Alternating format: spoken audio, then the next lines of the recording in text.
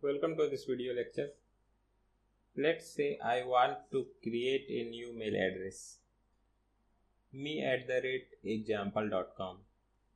For that I need a domain name, example.com, and a server.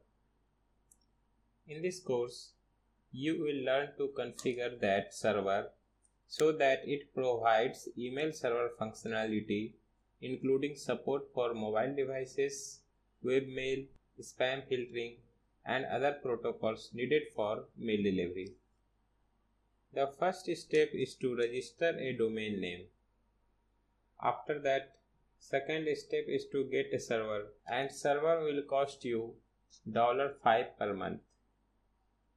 Next, you have to name your server, and name of your server will be like box.example.com. Box.example.com is also going to be address on web for mail services. See you in the next lecture.